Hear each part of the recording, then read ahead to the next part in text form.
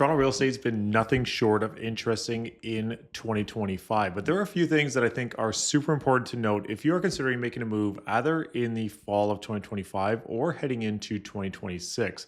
For this video, we're going to break down some of these strategies that I think are the most important to consider, especially if this is you and you are considering either buying or selling and what that timeline looks like. We're also going to go through some strategies if you're a buyer, if you're a seller, and just overall what I'm seeing on the ground level in Toronto real estate. So here's the Toronto fall market strategy session for 2025. There are 5 things we're going to cover in this video. The first one, mortgage rules for 2025, how they've changed and how that may affect you. How is the market? A question I think I've been asked probably a million times in 2025. The shift in pricing, we've seen quite the change in pricing as we've gone through, especially into the summer months. What buyers need to know and what sellers need to know as well. Let's start out right here. New mortgage rules, December 15th, 2024. These came into effect at the start of 2025. And there's actually 3 keys here that I think are super important for both home buyers that are looking to get into the market or those that are either looking to renew their mortgage or anything like that. There's 3 keys. First of all, home buyers will be able to take out mortgage insurance on homes up to 1.5 million. That's a big change because last year at this time, that was $1 million. So the down payment rules have definitely changed, and we have been seeing that take effect in the market. Now, I don't find it taking as much effect at the 1.5 price range, but certainly in the 1 to 1.2 range in 2025, I've seen that definitely make a difference for buyers out there. More Canadians will be eligible for 30-year amortizations. So if you are a first-time buyer, you can also take advantage of a longer amortization to bring down those payments even more to offset the not as big of down payment. So if you're putting down, for example, 10% and you can get that 30-year amortization, it offsets the payment difference where if you're going to put down that full 20%. And this also mentions including all first-time home buyers and all buyers of new builds, including condos. Mortgage holders looking to switch their mortgage, and this is super important as we go 2025, 2026, with all those renewals coming from 2021, those ultra low rates, no longer have to go under the stress test. So they can actually try to shop around their mortgage to other lenders and see if you can get the same rate or better at a different lender without having to get the stress test. So previously, if you were to change lenders, it would be the posted rate plus 2%, which is a big difference compared to what your current lender is offering you. Now you can have the opportunity to shop that around. And this is a big thing if you are up for renewal coming up. Something you should definitely know and definitely consider is shopping around, trying to get the best rate and best terms for you. So what exactly do those down payment details look like? Well, as of December 15th, 2024, the minimum down payment hasn't really changed under that $1 million mark. That was always where it's been. And this is what 20% looks like. But once you hit that $1 million mark, last year at this time was 200,000 was your down payment. This year, 75,000. Quite the swing when it comes to purchase price. And then if we look all the way up to 1.5, you could see this is where this is a big difference. $125,000 difference on a million. And up to just under 1.5, you're looking around $175,000 difference. As I mentioned, I'm seeing this the most in this category here, that 1 to 1.2 range, where the down payment is no longer 240,000, it's now 95,000. Quite a significant difference for sure, about $150,000 difference when it comes to that purchase price down payment. Now, if we take a look at how's the market, and this is one thing that we are getting asked all the time in our industry because the media has definitely been jumping on the bandwagon on what exactly is positive or negative news. In July, it said sales are up July over July. So that was some positive news. But they also didn't mention that some of the different elements are not exactly super peachy when it comes to real estate. But we are a bit of a mix. So there's some good and some bad out there. Overall, whenever the media is talking about Toronto real estate, this is the map of the coverage. And I find that anytime I talk about this with someone, they're very surprised that they're actually not just talking about Toronto proper, which is just this little pocket right here. They're also talking about Mississauga, Peel, York County, Durham, all the way out to basically Port Hope and Burlington and up to almost Barrie. This is like a 2 to 3 hour radius from the city. And definitely things that are like listed down here in Toronto proper and some of the best pockets are going to perform differently than things that are 2 to 3 hours outside of the city of Toronto. So here's my key takeaways from July of 2025. And as we head into September and we get those August numbers, August is generally one of the slowest months of the year for Toronto real estate, and that makes sense. Most of the city is out on vacation. But here's what we're seeing in July, and I anticipate a pretty similar story in August. But GTA, highest amount of sales since we have seen in a July since 2021. So that even trumps July 2022. And if you remember in 2022, that was when those interest rates made that 1% jump in July 2022 on the variable side, which was a huge factor in Toronto real estate, especially when it comes to rates. We saw sales basically come to a screeching halt at the second half of 2022. Average sale price, and this is important to note, lowest since January 2025. And if you've kind of done the math here, average price is down, so sales are going up. There are certainly buyers out there in the market, and I feel them at my open houses. I feel them as we're going and seeing offers on my listings. Buyers are definitely out there. They're just looking for the best value and the best price. And obviously, as prices continue to come down or have continued to come down here in July and probably through August, once we get those final numbers, we're seeing sales come up because lower prices, higher sales, of course. Condos are representing 70% of listings on the market for the city of Toronto, while semi-detached properties, which is the properties that most buyers are looking to get into on that step up, only 5% of listings across the city of Toronto. In CO1 and CO8, which is the downtown core, you can't really see it here because of the writing, but essentially we're talking west to pretty much Lansdowne, Dufferin, east to basically the DVP. CO1 and CO8 are divided by Yonge Street, and it's south of Bloor. Lowest amount of condo months of inventory in the last 4 months. So we'll get to that in the next slide. But essentially, in the summer, we also do see a lot of cancellations as well.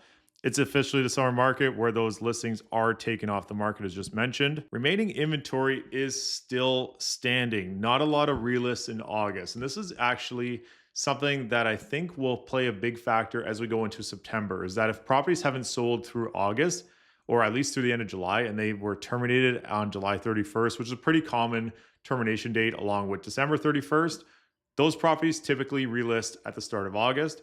We're not seeing as many relists this month.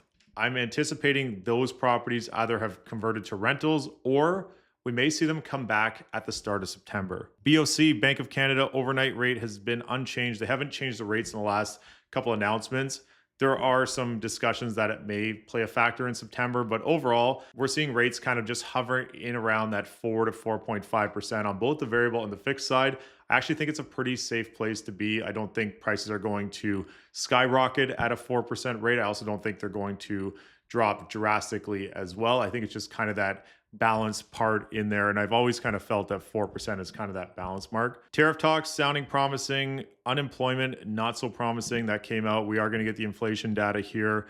And essentially, there's a lot of talks. There's some strikes going on. There's a lot of things happening at play here in the world. So especially in the world of Canada. So it'll be interesting as all these things continue to navigate. Two keys that are really important as we go through the rest of 2025 is that right now, affordability is the best it's been in 3 years, and rates are down and prices are down, and that's creating more affordability for buyers looking to enter the next up. And this is one thing that just got announced at the kind of the middle of August, is that the Ontario government, the entire Ontario government, and all the major banks have been called back to office in the city of Toronto. Last time this happened was during the pandemic and people started moving back to the city, and we saw the condo market actually kind of take off a little bit. Now, I'm not anticipating that to happen right away, but I will say that we're already starting to hear rumblings and calls of people looking to get back into condos downtown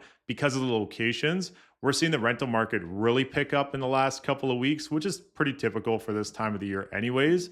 But essentially, this could put a little more pressure on that rental market and even those entry-level condos, which have been pretty slow throughout 2025 so far. Months of inventory, and this is where we're going to start on what type of market we are actually in. And this is a lengthier video, but we're going to give you all the facts for the fall market and what you actually need to know. This is the leading indicator of trends in pricing, and your micro market really matters. How do we calculate months of inventory? Well, it's pretty simple. We actually take the amount of active listings, we divide it by the recent sales, and it spits us out a number here called months of inventory.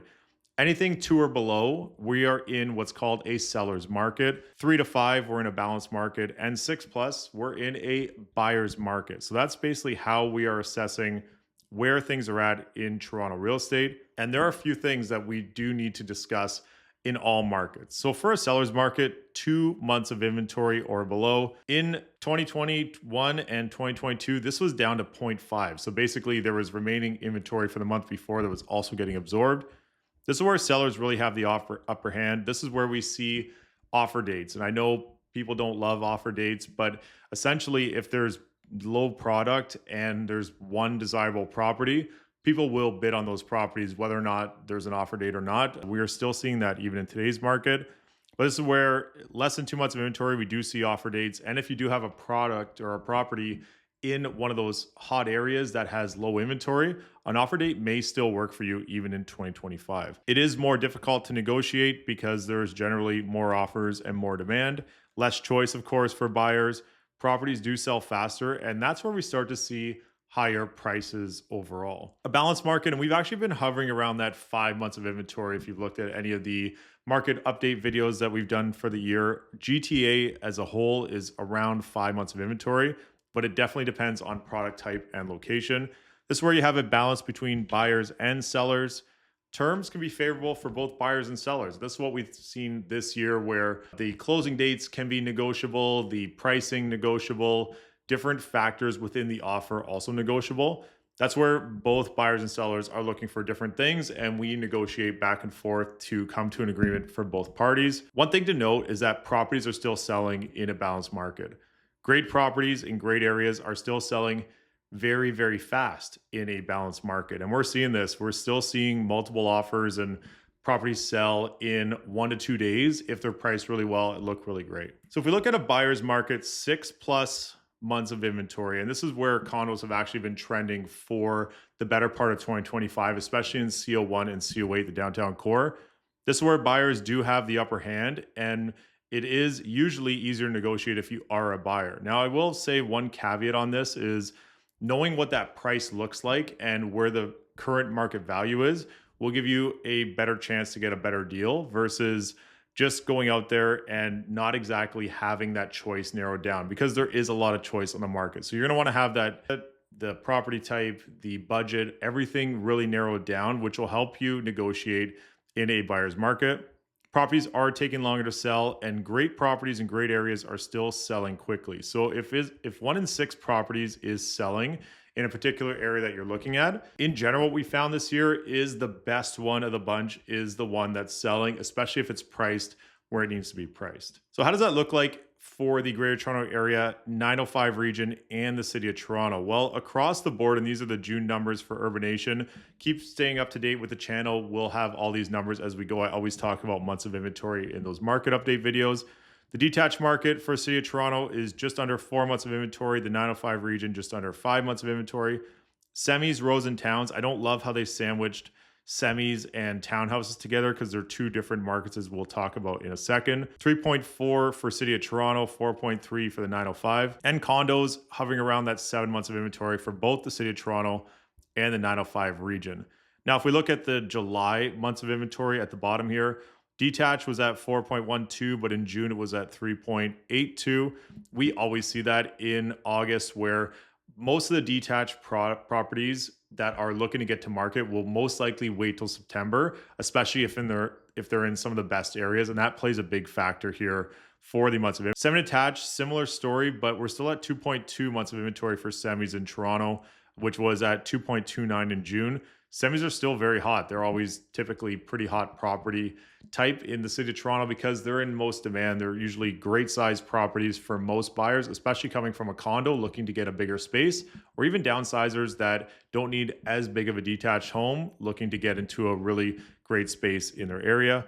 Rows and townhouses at 3.4 months of inventory, and condos 6.28, whereas in June it was almost 7. So for condos in the City of Toronto, we've actually seen that months of inventory contract. But as we mentioned before, a lot of those properties have now been converted either to rentals or have been pulled off for the rest of the summer. This might be a little bit tough to see. There's a lot of data here, but I did a video talking about the hot pockets being still very hot in the city of Toronto. Everything in red is in a seller's market. Everything in black is in a balanced market. And everything in green is in a buyer's market, except for W1, which is essentially High Park and Roncy, and just a tip of Bloor West there. But that is 3.8 for condos for W1. The rest of the area is all in green, pretty much across the board for condos in the city of Toronto. Now, if we look at semi-detached, so if you are looking to possibly sell a condo and get into a semi-detached property, which is usually the next progression, or even a detached property, if you're going west, Runnymede, Bloor West Village, High Park North, Roncy, or even to the Kingsway, you're looking at basically 2 months of inventory or less. So you can expect to most likely be in competition if you are looking to get into those properties in those areas. They are some of the highest desirable areas in the city of Toronto. Also for semis, if you're looking Lawrence Park North or Leaside, those are at 1 month inventory or below. Palmerston, Little Italy, 3.8. And for some reason, Trinity Bellwood's at 10. This is interesting. I feel that number is a little bit high for Trinity, but it also could be that the prices are so high for Trinity Bellwood semis because they are usually big properties that they're taking a bit longer to sell. If we look at on the east side in semi territory, North Riverdale, 0.8. I've actually heard on the weekend, property in North Riverdale had 70 people through the open house on the Sunday. Not surprising for that pocket. Beaches at 2 months of inventory for semis, and Plater Estates, Danforth at 0.25. So there's not a ton of semis ever available in that area. And if there are, they generally sell pretty quick. Danforth Village at 5. And if we look at the detached market, and detached market is definitely still moving depending on the property. Runnymede, Bloor West Village at 5.5 months of inventory, which is pretty high for that pocket.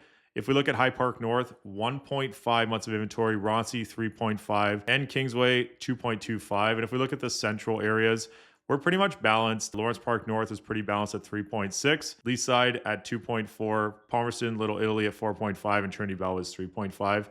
And then if we go to the east side, all these areas, Danforth Village, North Riverdale, the beaches, and Plater Estates, Danforth, all at 2 months of inventory or less. So if you are looking to make a move from a condo to a property to one of the hot pockets here in the city, and I just actually define these 12 areas as the hot pockets. We can also pick a few others that could fit in there. Expect to be in somewhat competition making that move because these are all in red and these are generally the most desirable areas for buyers who probably already have a property looking to make a move to their next property. Here's a shift in pricing, and what we've seen, even though these charts are looking relatively equal, is essentially we are seeing many more properties than last year around this time sell for under 500,000. In fact, between 400 and 499, we've seen an extra 400 properties trade, and even some properties trading under the $400,000 mark. We are seeing mostly basically a shift down in category for most of these, especially when it comes to condos. So if something last year was $7 to $799, this year it's most likely in the $6 to $699 range, and so on and so forth. So that's kind of what we've seen across the board. Overall, I mean, last year between January and August in 2024, there was 1,463 properties that traded over 2 million. This year, 1,311. So still a good amount of properties trading over that 2 million mark, and actually kind of consistent across the board here, especially at that $1 million or above. We're just seeing a bigger change here in the lower price points. So what does that look like on a price perspective? And I actually use the month of May. And the reason I use May because I found these numbers are probably more realistic. If you are going to be shopping in September, it's really difficult to use the July, August numbers because they're usually quite low compared to the rest of the market, the spring market. And the fall will usually bring about better properties and more buyers coming back to the table. So I'll just use these average prices. If you get lower than this, even better, because that'll mean that you're saving even more per month. So month of May, year over year, down about $100,000 for the detached market, about 6% change. Interest rates down about 1.25%. You're looking around a $1,460 payment change per month. That's quite a big savings when it comes to that monthly savings. This is where we talked about affordability being the best it's been in 3 years, because 3 years ago in 2025, these prices were much, much higher overall. Average price May 2024 to 2025 for semis down around almost $120,000, so about 8% down. Again, those interest rates came down, and that monthly payment down about almost $1,300 a month. For rows and townhouses, pretty flat when it comes to pricing, down about just under 2%. But that monthly payment, because of the interest rates, is down about over $800. And for condos, and I know the July number for condos came in around 680, almost a full $100,000 change in price. But if we use the May like we've done for the rest of the areas, down about 7.5%, which is about a $60,000 change. And you're looking around almost a $700 a month savings per month. So, from an affordability perspective only, we are seeing properties being affordable across the board, more affordable than they have been in the past. Let's talk about our keys for buyers in 2025 and 2026. I feel it's going to continue on as we go here in the market. Essentially, there are two things that are super important. The first one is getting that pre-approval ready, and the second one is having that plan and strategy. So let's talk about what that looks like. First, the pre-approval, and finding out what you can afford is so important in today's market. And the reason being is it helps us narrow down your search and really strategize for exactly what you can afford. You will 100% in 2025 and 2026 get better results if your financing is ready. And I've seen it time and time again where if we have all the finances ready, we're able to get a better deal for our buyers on the purchase. It shows the sellers or gives the sellers confidence that you already have your financing in check and can move forward to other conditions, because we can get conditions right now in today's current market, depending on the property and the area, of course. But having that financing in check will be super important to getting you the best possible deal. Having that plan and strategy. So first off, narrowing down that location is number one. Once we figure out exactly the location, then we keep the search very tight and we are looking at all the very best properties in that specific area. If you can't land something because the budget doesn't allow for a specific location, that's when we expand location a little bit. But having that location narrowed down from day one will definitely help when it comes to securing a great property. Having that property type is generally determined by budget and location, of course. So once we know, for example, okay, here's what the financing looks like, then we could take a look and see what exactly does that property trade for in the area that you're looking to be in, and do we need to make that change sooner than later. So we're also trying to save you time because you are the buyer and your time is super valuable. So we want to make sure that we are very specific in exactly what we're looking for to help you make the best decision and get you the best property we possibly can for the best price. Understanding what's happening in that market is also important. So if you are looking to get into one of those hot pockets, for example, you're selling a condo downtown and then looking to move to, I'll just use the example of Ronci, then you know that if you're going to go to a semi-detached property, you will most likely be in competition for that property. And it's really important to know that before going in so that we have a really clear strategy in place in order to help you have the best chance of landing that property. I'd also recommend getting into property. We have to see it. How does it compare to the others? Today, we're in a day and age today where everyone is shopping using these apps on their phone and saying, oh, well, this one sold for this, so that's the comp. Well, I can confidently tell you after having burned way too many pairs of socks this year, especially, not all properties are equal, and you have to go in and experience and see and feel what exactly that product looks like so that you know when you go into the one that is really shiny and well taken care of and really has really fine detail to it, you'll see where the value is there and you'll know what that value is compared to something that really needs a ton of work. And photos definitely don't show the full picture. You have to get in to see property because those estimates that you're seeing online of what a property should be worth can be skewed drastically based on how the product looks or the property looks. The other piece of that is if you're not going in to see property and just based on online shopping, those apps do not give you any kind of insight into the streets, the laneway garage, the accessibility to parking, the school district, any of those key factors that are super important to note when shopping in the city of Toronto and knowing what those areas have or have not. Those comps do not factor those into the pricing. And that's why you'll see something that says estimated price at X and then it sells for $400,000 more. It also doesn't have any feel for the demand that's out there until the data comes into play. You have to look beyond photos and staging. What's the potential? So when you get into property, you need to see it. How does it compare to the others? And then looking past the photos and staging. And what the next slide, we're talking about tips for sellers in today's market. So knowing what exactly that looks like, the buyer triangle, which we'll also get to in a second. And then if you need to sell to buy, strategizing which step is important to go through first. And right now in today's market, it really depends on what you're selling and where, and what you're looking to buy and where. The one caveat that I would mention on either the buy or sell side is you want to do both typically in the same market. So if you're selling at a condo in today's market and maybe you're not going to get the price that you could have got 2 years ago, but if you're buying in the same market, so around the same time, doing both around the same time, because that property, if you are looking for a semi in a great area, is probably also not the same price as it was 2 years ago. So you want to do both at the same time so you don't catch a wave on one side and miss it on the other side, and vice versa. So having all the ducks in a row and having that 360 approach, super, super important. If we talk about this buyer triangle, I'm sure if you've been watching this channel, you've heard me talk about this, but most buyers can typically pick two of the three. So if you want the A plus location and A plus property, I can almost promise you, you will pay the highest price, because that is super important in the city of Toronto, is that people always want the best locations. School districts play a big factor into that. Proximity to transit, accessibility to coffee shops, restaurants, things like that.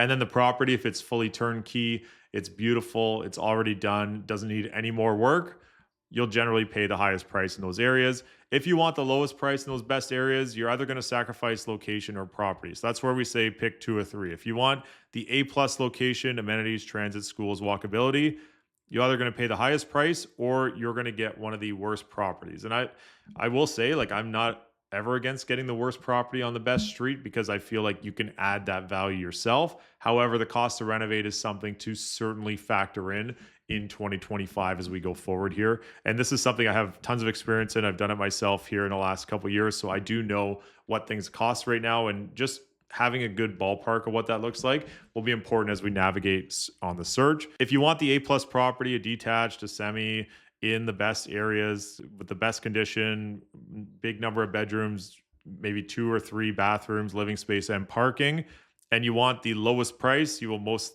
definitely sacrifice on location in the city of Toronto. If you want the best location and best property, again, highest price. That's the triangle.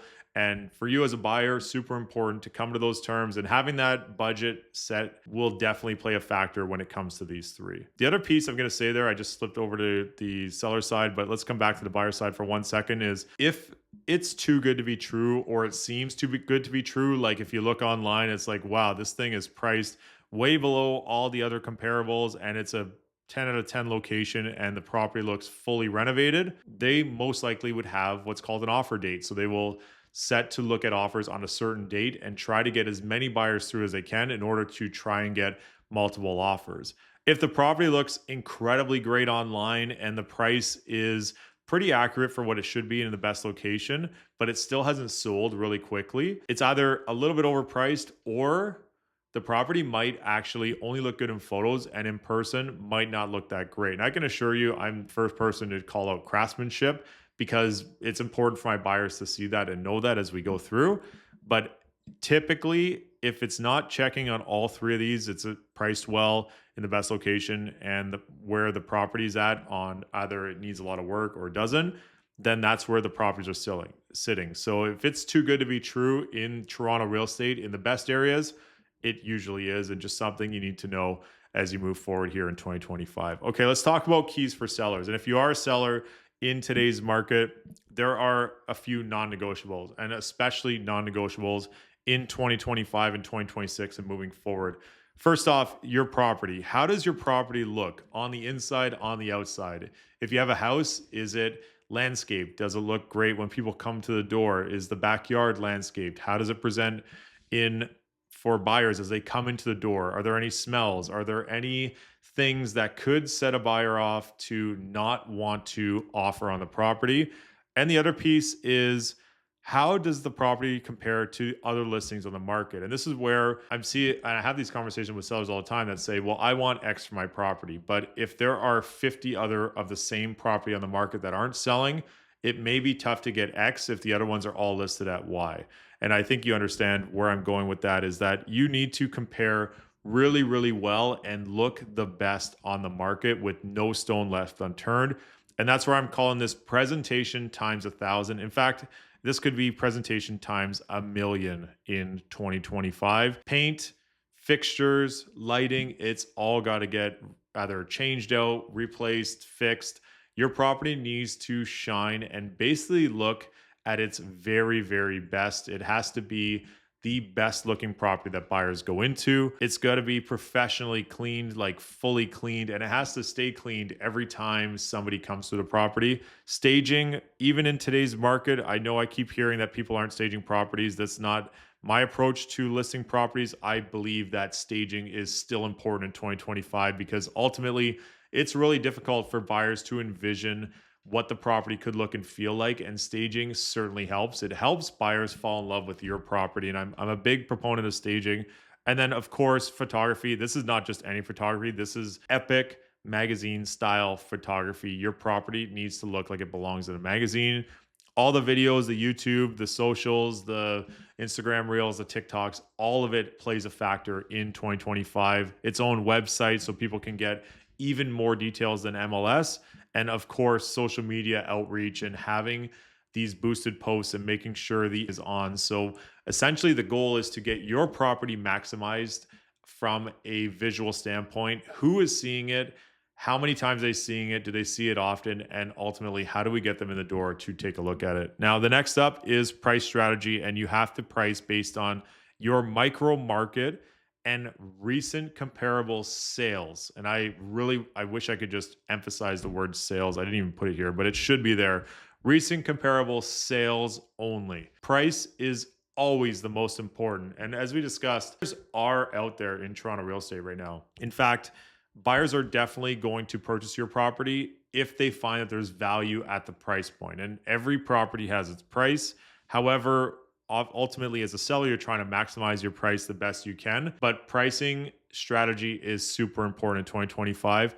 If your micro pocket is 2 months of inventory or less, offer dates are still working this year. And if you're 3 months of inventory or more, and it depends on the property, of course, offers anytime is typically what we're seeing even more. Open offers is a strategy sellers can use, but we're not seeing it super often in 2025. But the strategy is there if you are, of course, in Ontario. And this is something that is super important here. If it looks amazing and it shows amazing and it's priced where buyers see the value, it's selling in 2025. And that's where checking all these boxes are non-negotiables. If we look at the seller triangle, I just put one big green check mark because there's not really, you have to check all three of these for buyers. Buyers can generally pick 2 or 3, but as a seller, you have to hit all 3, definitely.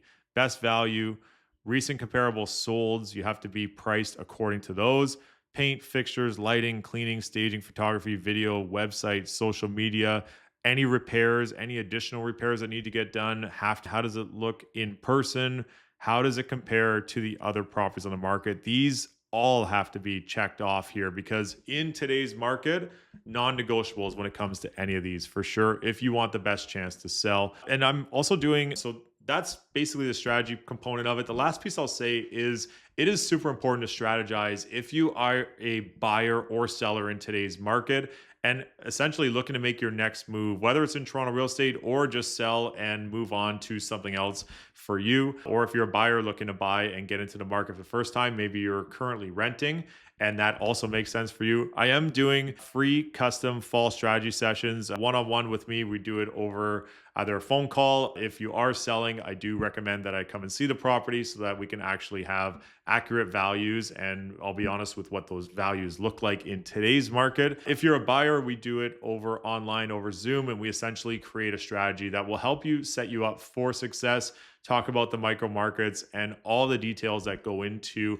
making the best decision for you. And I'm a big proponent of not rushing this process and really understanding, strategizing early, having all the ducks in a row. Because if you're, for example, a buyer and a seller at the same time, taking the time to do the legwork on your property to make sure it's listed at the right time and timing different areas of the market to get to market, and then also strategizing with your buy, for example, is a great way that we will do a strategy session. Again, that is with me directly. You could scan the QR code. You could click on that first link down below. If you want to book in a discovery call just to kind of meet over the phone and set up next steps, happy to do that as well. Hope you found value in this video and strategizing for the fall market and even into the winter market 2026. I'm Michael Ouzas. Thanks for watching.